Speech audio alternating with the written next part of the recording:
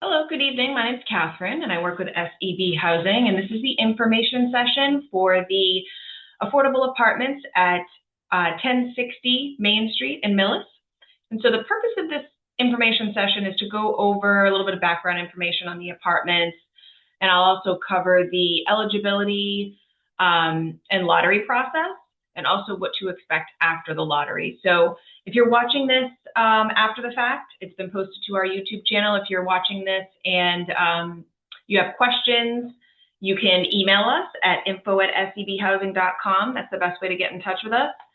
And just for some background information to start on who we are, so SEB Housing, we are an off-site affordable housing consultant agency.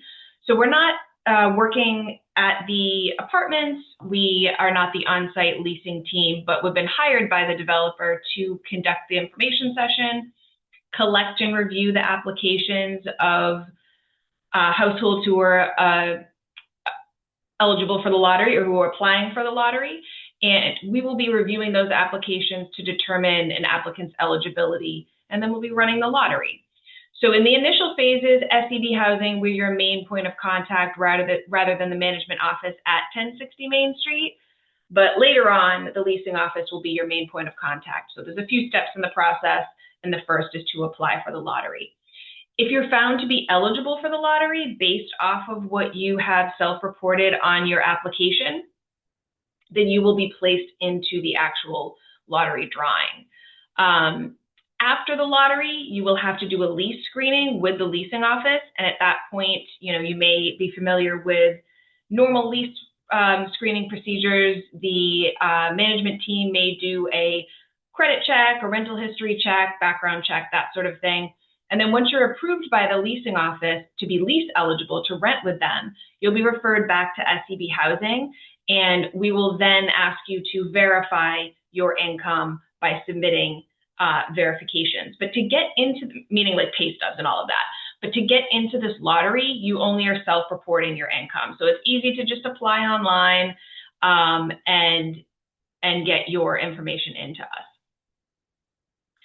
So if you haven't already, we encourage you to go to our website at sebhousing.com. If you select or if you click on affordable housing opportunities and select I want to rent. If you go to 1060 Main Street, you're going to be taken to a page specific to the property, and there'll be a downloadable version of the application, an information packet, and a QR code and a jot form link, which is the online application. We encourage you to complete the online application since that's going to be the quickest way to make sure that your application is received by us. If for any reason you do not want to complete it online, you will see that there's a PDF application on the listing on our website. But there's also, if you want a paper application, you can ask that be submitted to you or be sent to you in the mail, and we'll be happy to send it out. So you can get the application back to us in one of several ways. You can complete that online application. You can fax it back to us. You can attach it to an email. You can drop it in our 24-hour drop box in Needham at the office. But just we encourage you to get it in as soon as possible if you're interested in the opportunity. And again, we encourage you to submit it online if you can. It's fairly brief. There is no supporting pay stubs or income asset documentation that you need to submit at this early stage in the process. It will be required after the lottery if you're one of the top households on the waiting list. So applications are due by September 8th at 2 p.m. So the reason there's a specific time there is because the online application will no longer be available after 2 p.m. on that afternoon. So you want to apply before then if you're interested. And you don't need to be a resident of Millis to apply for this lottery.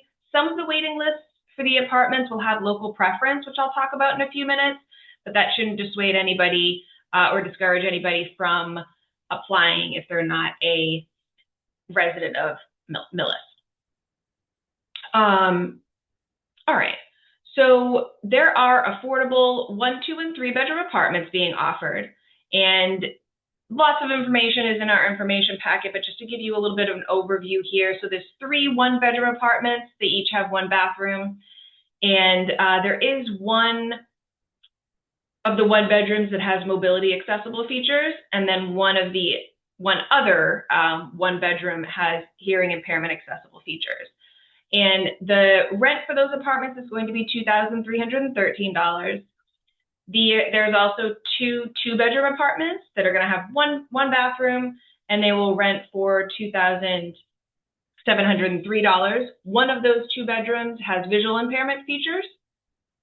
And then there's one three-bedroom apartment that has two bathrooms that will rent for $3,061. So the affordable units at 1060 Main Street were selected by the owner and approved by Mass Housing as being representative of the building as a whole. So that means they're not the smallest units, they're not all clustered in one area, and they're not identifiable as affordable units from the outside in any way. The affordable rents, they are not set according to anyone's specific income circumstances, and the rent will not change based on any income fluctuations that you might have. For this housing program, the rents are set using a formula that is based off of HUD, so the Federal Housing and Urban Development Department's area median income for the Boston area, which is where Millis falls. So there could be rent increases once per year, but it would need to be after the first year of your lease, and it would never be in the middle of a lease term. So if you were to sign a lease at 1060 Main Street, say for October 1st, you would not have a change in your rent until at least October 1st, 2027. And in terms of the community, so there is in-unit laundry, modern finishes, there's a fitness center at the community. Tenants are responsible for paying the utilities, including gas, heat, water, sewer, cooking, electricity, hot water, all of the above. Parking is included free of charge. So if you're renting at the property, and you have a car, you will have a parking space that you're able to access. So in terms of eligibility for the affordable housing program, so there's 4 eligibility criteria that are listed in the information packet, and they're listed on your screen now as well. The first is that households have to have qualifying income. So in this case, the lottery is open to households that have a total household annual income at or below 80% of the area median income. Those amounts are listed on your screen now. Those are the maximum allowable income limits for this lottery. If you're a one-person household and you make over $96,000 gross a year, you won't be eligible for the lottery. The second eligibility criteria is that households cannot own a home upon moving in. So if you own a home now, you would need to be off of the deed before we were doing your program screening after the lottery. And then another something else to keep in mind for eligibility is that household priority is going to be given based on household composition. So what that means is generally larger households will have priority for larger units. So if you're a one-person household and you're applying for a two-bedroom, if you're a couple who normally would share a bedroom and you're applying for a two-bedroom, you're not going to have priority for that two-bedroom unit because you're going to be considered a type 2 household. And the household types are all broken down in detail in the application and also in the information packet. And then please keep in mind too, for this lottery, one-person households can't apply for two-bedroom units and two-person households can't apply for three-bedroom units unless a household member has a disability that requires a reasonable accommodation for an extra bedroom. And so it doesn't come up very often, but the fourth eligibility criteria that you see on your screen is that applicants can't have financial interest in the development or be a related party. And what the affordable housing program means by that is if you work for the developer or the management team, you won't be eligible for this lottery opportunity. And then, of course, to circle back on the first eligibility criteria, this income limit here, maximum income limits are set by household size. So that's everybody that is going to be living in the apartment. So these amounts are listed everywhere on the application and the info packet, but even though you will not need to verify your income to get into the lottery, I still want to give you a idea as to how your income is calculated. So for this program, your total household income is a projection of your income for the next 12 months for all household members. So that includes, if you have bonuses or overtime coming in. The only exception is that minors, so people under the age of 18 who might be earning a wage, maybe you have a 16-year-old who's working, we're not going to count their wage income. And then if there's a dependent full-time student who's working, so maybe you have a college student who's 20, 21 years old, if they're still considered a dependent and they're working and earning a wage, only $480 of their income will be counted towards your total household income. It is the gross income that we're required to count according to the program. So although most of us are not taking home the full amount of our salary, it is going to be the gross income that we have to use. And then when we calculate income, it's not really one size fits all because everyone's income circumstances are unique. So some applicants are going to have a very consistent salary where they make the same each paycheck, but there's going to be some applicants who work seasonally or per diem. And if that's the case, we may need to look further into the past and ask for more pay stubs to be able to accurately project what your income might be for the next 12 months. And then in general, any income that you have been making, we're going to need to assume that you will continue making it going forward unless we have some sort of definitive documentation that it has ended. So if we're looking at your tax returns and you have 2 jobs last year, but you're only reporting 1 now, we will need to sort that out with you by asking for additional information. And so when you're filling out your application, just make sure that you're listing all of the household sources of income. So not just wages, but if there's any Social Security coming into the household, child support, unemployment benefits, workman's compensation, any of that. For the affordable housing program, there is no minimum income set by the program, although you can see an amount here on your screen. So most management companies, including the team at 1060 Main Street, wants to be sure that tenants, regardless of whether or not they're renting a market rate unit or an affordable unit, they want to make sure that tenants can afford the rent. So the management company has set a minimum household income equivalent to 2.5 times the monthly rent.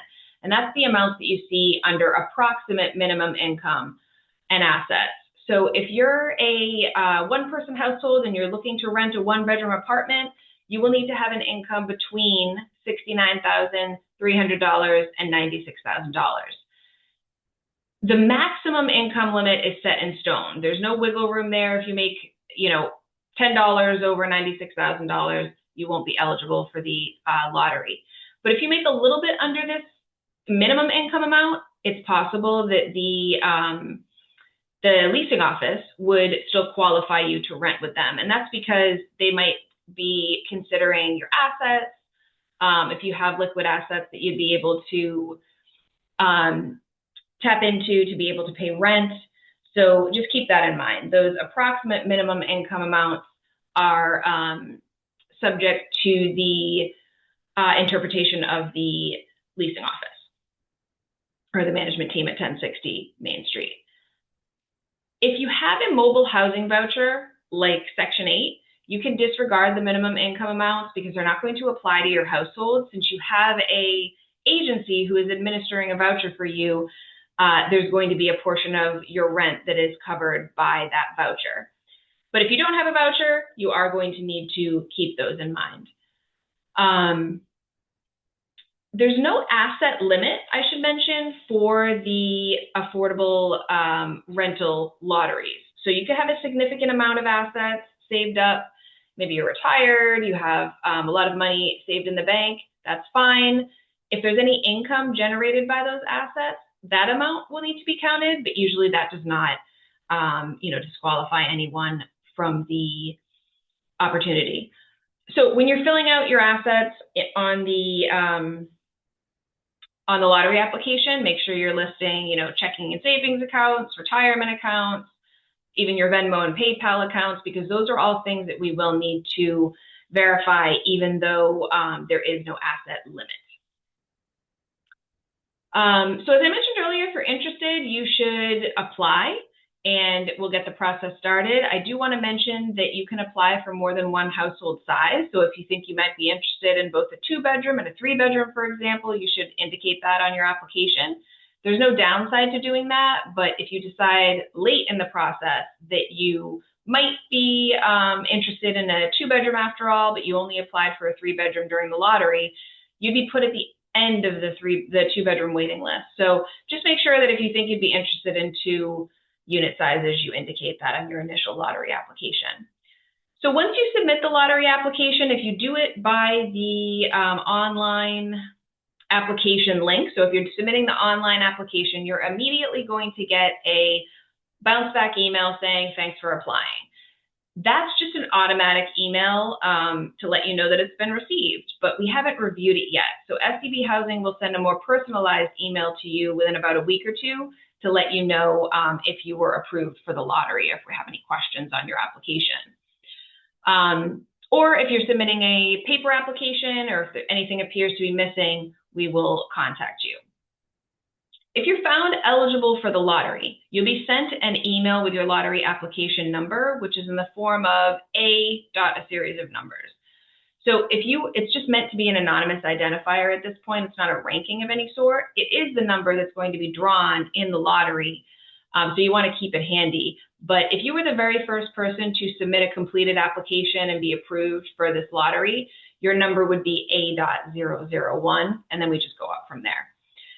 That email is also going to confirm whether or not your household qualifies for local preference. So you would have self-reported that on your application. So if your household qualifies for local preference, you will have to submit verification after the lottery to confirm that. So you want to make sure that you are filling that out correctly. You don't want to say I'm a resident of Millis, and then the time comes after the lottery and you don't have a lease or anything in the town. And I should say that it's not just if you live full-time in Millis, it's also if you work for the town, if you work in a business located within the town, including the public schools, or if you are a guardian of a child attending Millis Public Schools. So local preference households, some of the units will have preference for local preference households, but not all of them. And the breakdown is listed in the information packet. That email that you get will also confirm which bedroom size you applied for, as well as whether you need a accessible unit, so either the mobility, hearing, or sensory accessible. So when you're getting that approval email, make sure that everything appears correct. You don't want to be placed on the incorrect lottery list, or waiting list, I should say. So just have a look at that and let us know if anything needs to be changed. You'll also have a documentation requirements guide link attached to that email. And it's going to be a guide that basically details all of the paperwork that we'll need from you after the lottery. So it can kind of give you some pointers of how to be prepared once you're invited forward to submit pay stubs and all of that.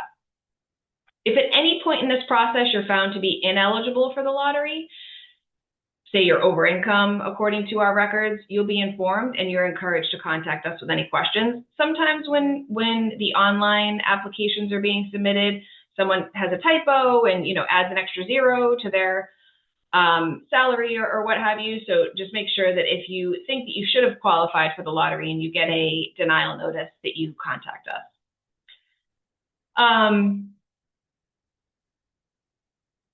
So the lottery itself is going to be held on September 17th at 6 p.m. It's going to be held much in the same way of this, that this info session is being held. So it's going to be a Zoom. I'm going to be screen sharing, so you're able to see the lottery take place, and the lottery numbers will be randomized on the screen, and the results will be shared with you via the screen share. Every lottery number is going to be drawn. Sometimes you think of lotteries and you think, okay, there's only a certain number of units. They're only going to pull a certain number of lottery numbers, but that's not the case here, because the purpose of this lottery is to establish the order of priority for the waiting list. Oops, excuse me. Moved the slides there.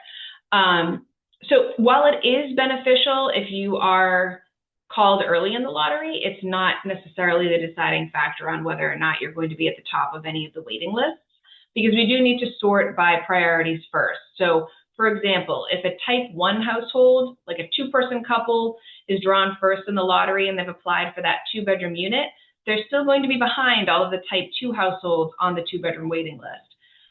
There's also going to be some people who applied and are found to be ineligible, or someone who has already found a different apartment and is no longer interested in renting at 1060 Main Street. So your position on the waiting list doesn't mean that you definitely, if you're further down the waiting list, it doesn't mean that you definitely won't have the opportunity to lease there. So if you have questions on your lottery position or your waiting list position after the lottery, please let us know.